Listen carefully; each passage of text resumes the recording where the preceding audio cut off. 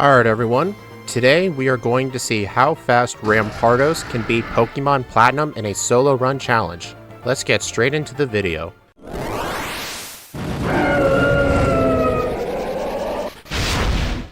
I guess before I get into the actual run, I should probably explain where I have been for the last many months. After I made the Weedle video backport in Pokemon Crystal, I was really starting to get burnt out on the whole content making in general, and I just felt like I couldn't really continue making content the way I was. The quality just didn't feel good enough to me, my play didn't feel good enough, but now with a lot of stuff finished behind the scenes, I can actually get these videos out more often and in better quality. So anyway, now with all that boring stuff out of the way, why don't we get to some good old solo running content. But first, we need to talk about what kind of Pokemon we're dealing with. Rampardos is one of the two fossil Pokemon you can get in the Generation 4 games. You can only mine up the Skull Fossil if you play Pokemon Diamond, or in Platinum depending on your trainer ID, because in Platinum you can only get one fossil or the other, depending on your trainer ID, which was kind of strange to me. But anyway, that doesn't matter. This thing has very great stats. We have 97 HP, 165 attack, which is just insane to me. That is such a large number. 60 defense, 65 special attack, 50 special defense, and 58 speed.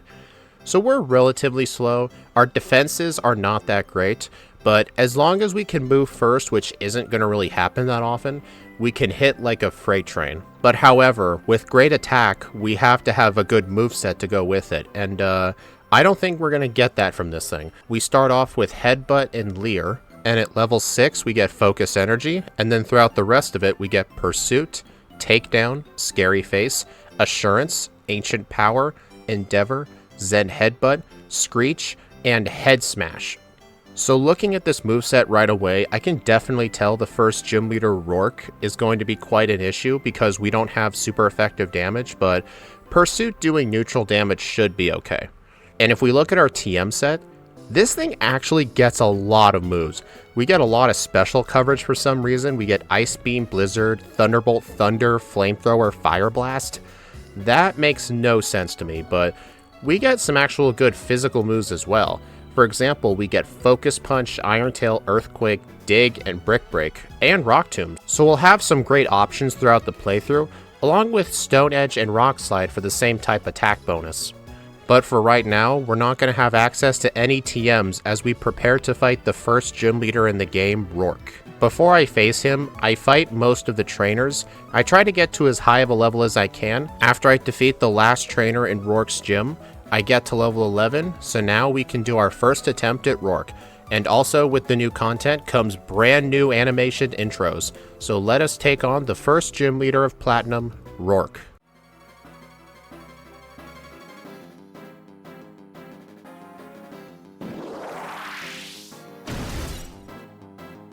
He starts off with a level 12 Geodude. Its only attacking move is Stealth Rock, but the Rock type does not resist the Rock type, so Rock Throw is doing around 9 to 10 damage to us, which is definitely very bad because of how low our defense stat is. And I'm able to beat the Geodude on the first attempt, but the problem is I'm at 15 HP left for the Onix and it quickly finishes me off. After seeing how bad that first attempt went, I trained on some wild Pokemon and I came back at level 13. I have Headbutt and Pursuit on my moveset. I figured maybe I should use Headbutt to try and get some flinches because Headbutt's doing some actually good damage for the fact that they resist all our Headbutts. But still, this is a very luck-dependent strategy. Fortunately, on my first attempt at level 13, I make it all the way to the Cranidos. I go for Headbutt, and it only does about a third, and then Pursuit, along with Headbutt, is actually able to knock me out because I was at low HP. I can clearly see what I'm doing wrong here. I didn't think of this at the time, not until afterwards, but normally I'm trying to do second runs, but I'm only going to do second runs with a Pokemon that I feel like can get super optimized, or a Pokemon where in the first playthrough I absolutely screw up its results. But honestly, I just didn't think about this strat at the time. What I should have done was actually teach Rock Smash just to have super effective damage. It would have came with the downside that since Rock Smash is an HM move, I would have to hold on to it until Canalave City where the move deleter is. For reference, that's the city with the 6th gym leader. so it definitely would have had a negative side to it, but I come back to Roark at level 15. I start off with 1 focus energy because if I can get a lucky crit, that'll be just a nice little bonus. I also have the move Takedown on my learn set. I honestly tried to use it, but the recoil damage just ends up being too much. I'm honestly better off just spamming headbutt and hoping for some flinches. After a few more resets though, totaling 4 resets throughout the run so far, I'm actually able to beat Roark and get a split time of 26 minutes and 10 seconds. That is really not good for a Roark split. Usually with a good Pokemon that has a super effective move, I usually beat him in around 10 minutes, so not off to a good start. So now with our first gym badge, I go to the mart to buy my usual potions and repels and stuff like that. And from here all the way to the Valley Windworks, I mainly just fight whatever trainers I come across. But we're just going to skip straight ahead to the Valley Windworks where we have to fight the Galactic Commander Mars. This is probably going to be the only time I ever cover Mars because the hardest fight you have to do with Mars is only the first one and the last one on top of Spear Pillar. Mars has 2 Pokemon, a Zubat and a Purugly. The Zubat though does start with Toxic, so I generally want to start with the Pecha Berry, but unfortunately I went into this fight without saving, and then I missed a Rock Tomb and got hit with Toxic. That's not good. Next up is the Purugly. It outspeeds with Fake Out because it's a priority move, and I flinch, but unfortunately the Toxic damage becomes too much. I was really upset about this because I meant to save, but I walked too far towards her, so I have to let my whole team black out just to go try her again. And fortunately, when I come back, she's actually a piece of cake, so that was just complete player error. With the first Mars battle out of the way, the next major fight is Gardenia, the Grass-type gym leader. Unfortunately, since we are weak to the Grass-type, and I've had plenty of experience with Rock-types and Sinnoh at this point, because on the channel, I have actually done a live stream with Rhyperior in this game, and Gardenia is an absolute nightmare, especially if you're a heavy Pokemon, because her signature move, Grass Knot, does damage based on your weight. And a lot of these Rock-type Pokemon are very, very heavy. So I try to get as much experience as I can on the surrounding routes and in the Eterna Forest. I should also take this chance to mention our experience group. Rampardos is in the rare Erratic experience group, which basically means in the early levels, this thing is absolutely slow with how it levels up. Basically twice as slow as the slow level up group, but when we get to a higher level, we start to level up incredibly quickly. Erratic actually takes the least amount of experience to get to level 100, so that's honestly kind of ironic. When I finish all of the training near Eterna Forest, I head straight into Eterna City, and then I go on this little route here to the east where there's a few more trainers I can fight.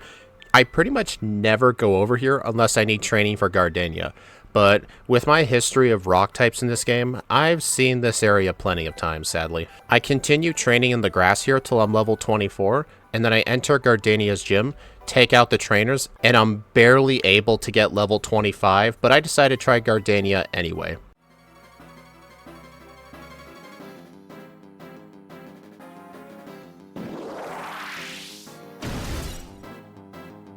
She leads off with a Turtwig. The Turtwig really isn't that terrifying at all. I almost one-shot it with Headbutt, but fortunately I get a flinch and I knock it out. Next up is the Cherrim. Fortunately there's no Sunny Day up, so it's not going to change its form. I use 2 Headbutts and all it does is use Safeguard. So next up is the Roserade. It outspeeds me and then Grass Knot one-shots me. Yeah, I kind of expected that. Looking at my speed stat though, I was only slower than it by around 3 speed points, so I should have done some more training. But honestly, I actually don't end up taking my future advice. I just come back here at level 25 and actually get a Quick Claw clutch on the Roserade and I one-shot it with Headbutt. See, I don't need no training, now do I? But still, that Gardenia fight went way better than I thought. I honestly just got lucky, but if I did have to train, it still would have been a pain because the erratic growth rate, as I've mentioned before, is really, really slow in the early game, so having to grind 2 levels in this experience group is actually extremely awful, especially if you've already fought all the trainers. Next up is the Galactic Commander Jupiter. She's not as difficult as Mars, but she can be difficult depending on who you're using. Like for example, I've done a couple of Ghost and Psychic types that really struggle here due to Skunk Tank's Night Slash, but fortunately we don't have any issues today. Our next destination is all the way in Hearthome City to go challenge the 3rd gym leader Fantina. She uses ghost types, but I have the move Assurance on my moveset. It's not really a good move, but a 50 power dark move will do, especially since it's physical. But before I go over there, I go on this little area underneath the cycling road, I pick up this little hidden PP up here, and then I go inside the Wayward Cave to get a rare candy and the TM for Earthquake. Even though I don't get the same type attack bonus with it, getting Earthquake this early is honestly insanely broken. And then just before I leave, I go pick up some Rostberries right here.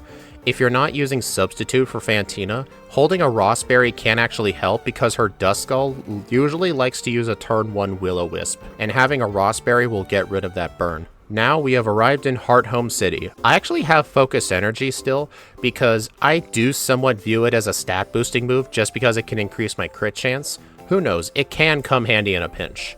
But as soon as I arrive in Hearthome City, I actually go in the little Amity Square right here with Psyduck, which I use for Surf, Strength, and Waterfall. I go ahead and get the Amulet coin. I usually like to hold on to this during the mid to late game because I can actually save up enough money to buy a lot of vitamins or something from the game corner. Which I will actually be getting something from the game corner today, which is super important that I got that Amulet coin. But anyway, the game corner is a couple of towns away from here, so why don't we go fight Fantina?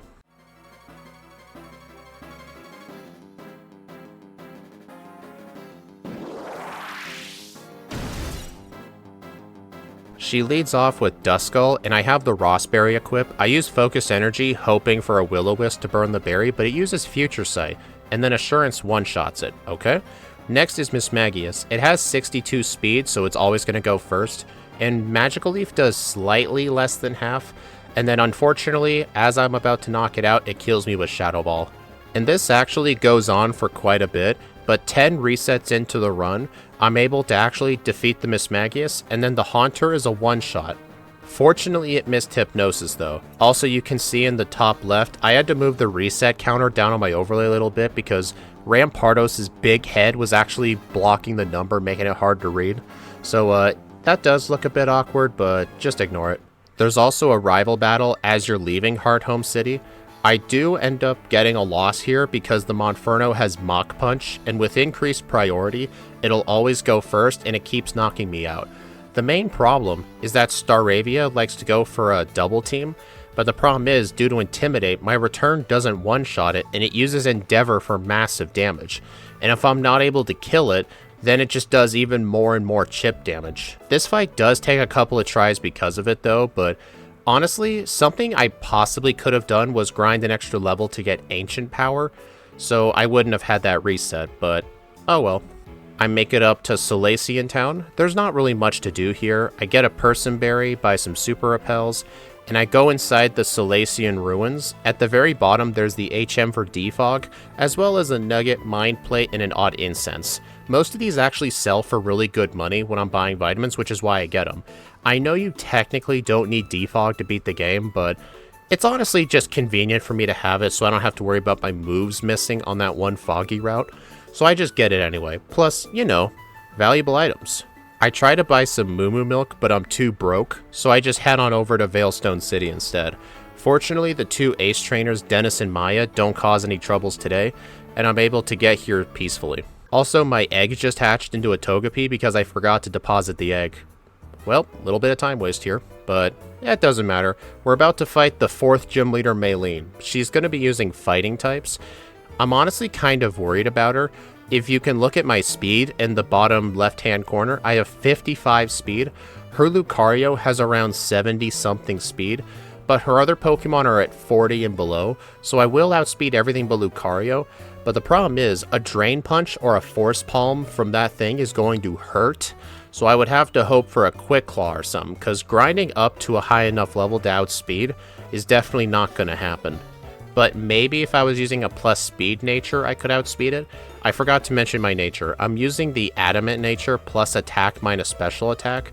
However, in my Discord server, Axu Kairi Sora, who helps me with a lot of the routing for these runs, actually pointed out to me recently before this voiceover that I could have just ran a plus speed nature and a lot of the fights would have been a lot easier because This thing's attack is so powerful, you really do not need a plus attack nature, so I could have done this run a bit better, but the early game's still kinda rough, the mid game's rough. I'd rather not just play this again. But now, with all that information out of the way, let's go ahead and fight Maylene.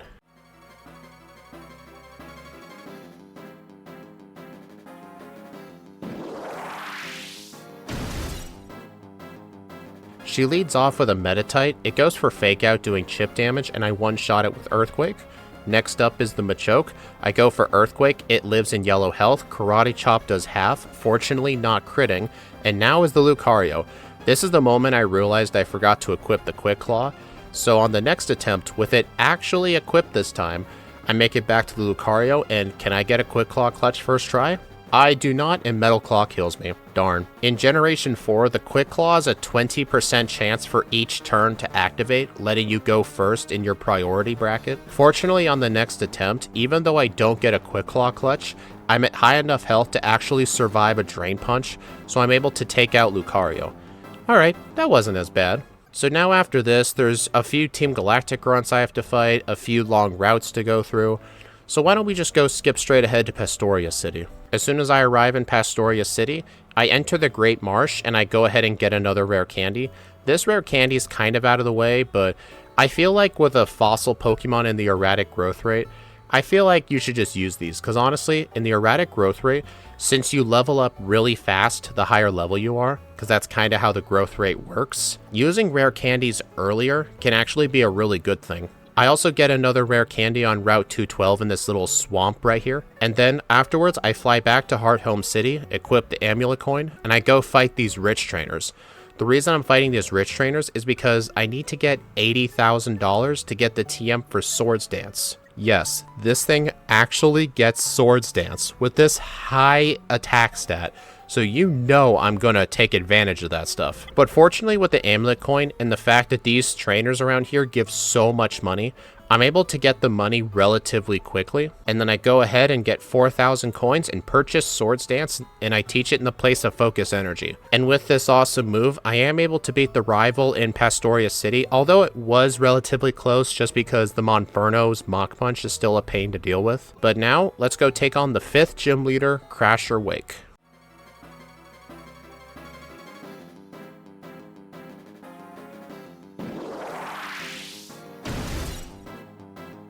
He leads off with a Gyarados, and his Gyarados has Intimidate, so he will always get off an attack drop, but fortunately with Swords Dance, it kind of balances that out. I misclick and go for Ancient Power on the Gyarados twice, and that gives me a quick reset, but on the next attempt, I actually use one Swords Dance to get to +1 attack, and I defeat the Gyarados, I defeat the Quagsire. Apparently it left at 1 HP, hold on a second. With a few extra levels, I'm actually able to one-shot the Quagsire, and Floatzel killed me. You know what the plan is here? The Floatzel is very, very fast. It's almost in the triple digits for its speed stat. It's in the 90s range. I'm never going to outspeed it. I don't think even a plus speed nature would allow me to, because if you look at the little green number by my speed, I have 92 speed EVs, so I'm nearly at the vitamin threshold of 100, so I don't even think a plus speed nature would help with this, so I need to get the Quick Claw. And fortunately, 19 resets into the run, I am able to get it and I can beat Crasher Wake. Honestly, whoever invented the Quick Claw in Generation 2, you are a freaking legend. This item is a godsend. So now with 5 gym badges under our belt, we have a lot of routes to go through to get to different places. So let's just skip ahead to the next major battle, the first ever Cyrus battle in Celestic Town. This fight generally isn't that hard, and it definitely wasn't today. And then after this fight, we get the HM for Surf. At this point, I like to fly around the region and get a couple of things. There's a rare candy south of Veilstone City in the water. I fly to Floroma Town, and I surf all the way up to the Fuego Ironworks and then go south. That allows me to enter the Floroma Meadow, where I can get a hidden PP up and a rare candy. So now with all that stuff done, I can get another rare candy on the route to the east of Canalave, and then I can actually enter the city. I don't need to stop by the move deleter because I didn't teach Rock Smash for Roark. I honestly should have, but oh well, we'll know that another time. So now we have another rival battle in Candice, and this fight's actually pretty hard. Intimidate starts off lowering my attack, but fortunately at this point, Staraptor really isn't that good. It just likes to spam double team. So I'm able to knock it out, and then Floatzel uses Aqua Jet, a priority move. Fortunately not doing too much damage, and then Heracross is a one-shot return. I get to level 46, and then next up is the Roserade. I use return for the one-shot. Thankfully it didn't get off a Giga Drain, and the Infernape still has Mach Punch. Can I survive? Well, yeah, I survived Brick Break. Surprisingly, it didn't go for Mach Punch, but it honestly doesn't matter. I outsped the thing anyway. So now with the rival defeated, I go to Iron Island to get strength, fight a lot of the gym trainers in Byron's gym. Half of them have Steelix, so these guys are honestly a threat sometimes, but not today. So now, let us fight the 6th gym leader, Byron.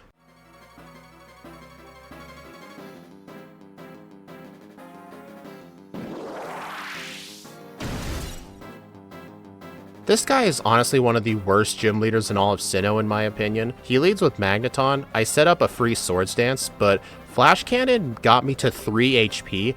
I wasn't even expecting that. I didn't even heal for this fight. But then it's a one-shot. Fortunately, a +2 Earthquake knocks out a very defensive Steelix. And then last up is his Bastiodon. With its 4 times weakness to ground, this thing gets absolutely destroyed. Speaking of Bastiodon, since I'm now trying to do 2 edited videos a week, the next video later in the week will be Pokemon Platinum with Bastiodon. Oh god, I just did that playthrough today as I'm doing this voiceover. You guys are definitely going to want to see it. That thing is an absolute mess. Right after we beat the 6th gym, this is honestly one of the most boring parts of the game in my opinion. You have to fly around to a bunch of the different lakes, stop Team Galactic, stuff like that. So if nothing good happens, we're just going to skip straight ahead to the 7th gym leader fight. And just as I predicted, absolutely nothing interesting happened, so why don't we take on the 7th gym leader, Candice, the Ice-type user.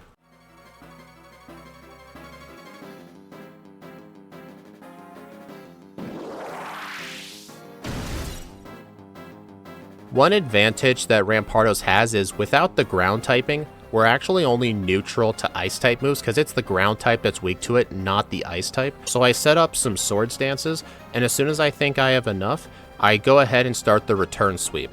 I one-shot the Sneasel, I one-shot the Piloswine, I one-shot the Obama Snow, and then last up is the Frostlass. The Frostlass is a ghost type, so I can't use return, but fortunately Earthquake can hit it, although I misclick and go for Rock Polish instead of actually killing it, so the Frostlass ends up killing me. I actually had no idea if I saved here, so I actually took a while to decide whether to reset, and I'm like, you know what, I think I did save. And fortunately, I was right. If I didn't end up saving before her, and I was like back at Byron or something, I definitely would have started over the run, and that would not have been fun. On the next attempt though, I actually set up a Rock Polish before on the Sneasel, so that way when the Frostlass comes out, I can actually outspeed and one-shot it. Oh, I only just mentioned Rock Polish. You can actually get the TM for Rock Polish in Mount Coronet after you've obtained Strength, which is after the 6th badge. If you can get this move so much earlier, Rampardos would actually be a relatively good Pokemon, not gonna lie. So now with 7 badges under our belt, we now have to do the entirety of the Galactic hideout. But first, we have some shopping to do. I sell most of my high money items, and I prepare to buy some vitamins. So now we're back to the old intro. Today's vitamin of the day is 4 proteins, 4 iron, and 2 zinc. I only bought 4 because I was nearing the vitamin threshold for attack, which is 100. I also bought some irons because I know there's a lot of physical attackers in the late game, and I figured the little bit of defense helps. And I had some money left, so I'm like, you know what, I'm not using my special attack, give it to my special defense. This game really is not generous with special defense EVs at all. I mean, after I used all my vitamins, I have the least amount of special defense with 33. Also, we are now doing the 2nd Cyrus battle in the Galactic hideout. Check this out. I set up a Swords Dance on the Sneasel, it used Screech on me, and then the Crobat outsped used Confuse Ray. I hit myself in confusion, and I actually knocked myself out at full HP. I legitimately have never seen this before. I was appalled by this. I mean, if you looked at the Screech and the Swords Dance, I effectively had 50 defense and over 400 attack, so it's like I was killing like a level 15 Geodude or something. Like, that honestly just blew me away, but at the next attempt, I beat him without losing a single point in HP. I go through the entirety of Mount Coronet, fight a bunch of Galactic grunts, get a candy or two, so now we are at Spare Pillar. The first set of Galactic grunts are not that hard, but now we're at the Mars and Jupiter double battle. This fight is also really annoying, mostly with the rival, because for some reason he always decides to lead with his stupid Munchlax. So now with a better Pokemon out, I can start attacking the actual Bronzor. But although I am at kind of low HP, so hopefully they attack the rival more than they attack me.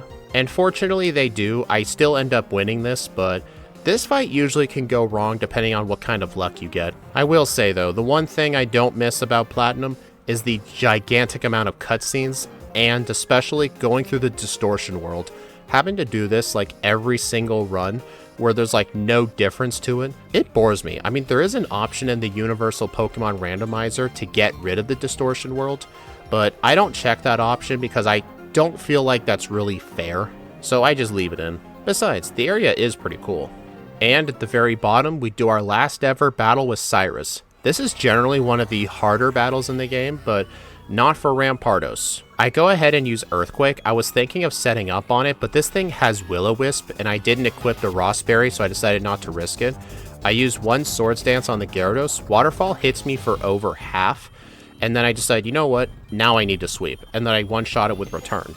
On the Weavile though, it flinches me with Fake Out. I go for Return, get a Quick Claw Clutch, and actually one-shot. Pretty good, because this thing does have some powerful attacks. And then the rest of his team is really easy from there. And now with Team Galactic destroyed for good, at least until the next Sinnoh video, we have the final gym leader, Volkner, to take care of.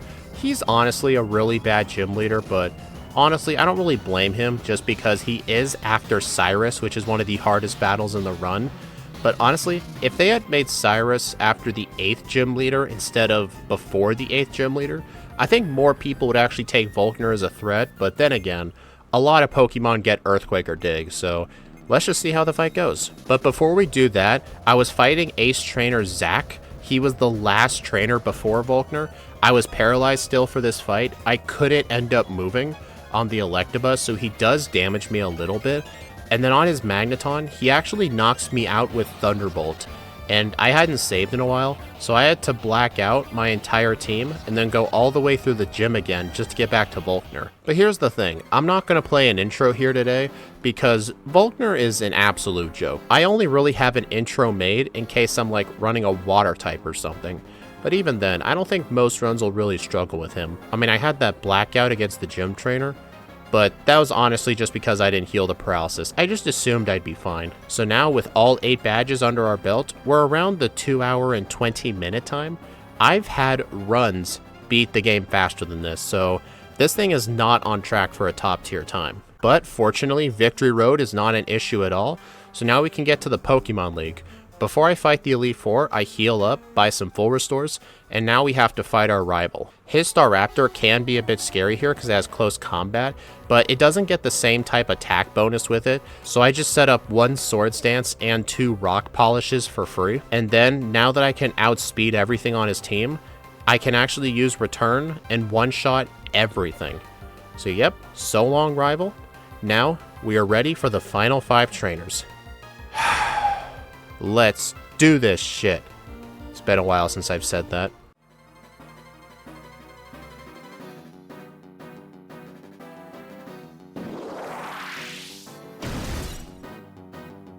I used all of my rare candies to get to level 81 for Aaron, and he leads with Yanmega. I basically do most of the league with the same strategy. I set up a Swords Dance and a Rock Polish, honestly whether I need to or not, and I just one-shot Aaron's entire team. Next up is Bertha.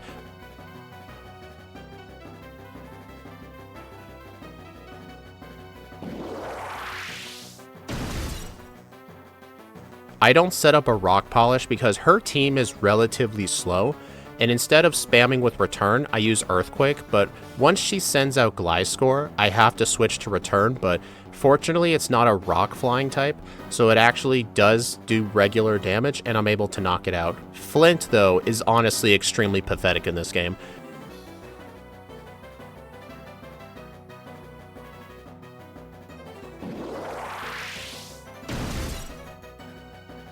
You know what's funny? People always gave Flint crap for having a team of like 2 fire types out of his 5 Pokemon, but in Platinum, when they actually gave him all fire types, he just became an absolute joke. If you have anything with like Surf, Earthquake, Rock Slide, Dig, Magnitude, Rock Throw, anything really. If you had Stealth Rock on one of your Pokemon from Roark's gym, you can just destroy this guy's entire team. I actually think he's harder in Diamond and Pearl, despite Diamond and Pearl having no AI on their trainers, just because of the type diversity, so people just make fun of Flint either way. I kind of feel bad for him. Next up is the Psychic Elite Four member Lucian.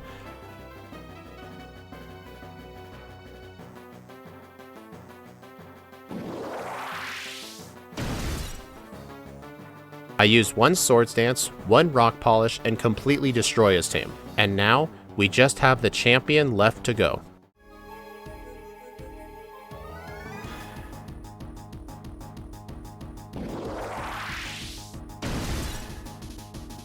She leads off with Spiritomb. The Spiritomb really can't do much damage because its own offensive stats aren't that good. I used 2 Swords Dances, 1 Rock Polish. I misclick and use Return instead of Earthquake. Hopefully that won't end up mattering because the Lucario does have extreme speed, but fortunately it decided not to go for it, and I one-shot it with Earthquake. Next up is the Milotic. I just spam Earthquake, even though I should be spamming Return, because Return has an effective power of 102, while Earthquake is 100. Unless it's super effective, I should just use Return, but honestly, it's not like it would have even mattered, because everything was going to one-shot either way. But obviously, when I get to the Togepi, I have to go for a Return because it's a flying type. And then when I knock it out, Rampardo clocks in with a real time of 2 hours, 35 minutes, and 9 seconds, with 23 resets at level 86, and a game time at the Hall of Fame screen of 6 hours and 37 minutes. This Pokemon, even though in the start was actually really not that fun to play with, the Erratic Experience group is very, very bad if you have to do early game training like for Roark or Gardenia, potentially Fantina as well. But once this thing got access to the TMs for Swords Dance and Rock Polish, this thing just became an absolute powerhouse. On my leaderboard though, this thing gets 10th place overall with Miss Magius at the bottom right there. The reason Miss Magius is bad is because in the early game it has to rely on Psywave for damage, and you can probably imagine how well that went. But if you also look right above it, there's Rhyperior. And the only reason I think that's the case is because Rhyperior has the slow growth rate instead of the erratic.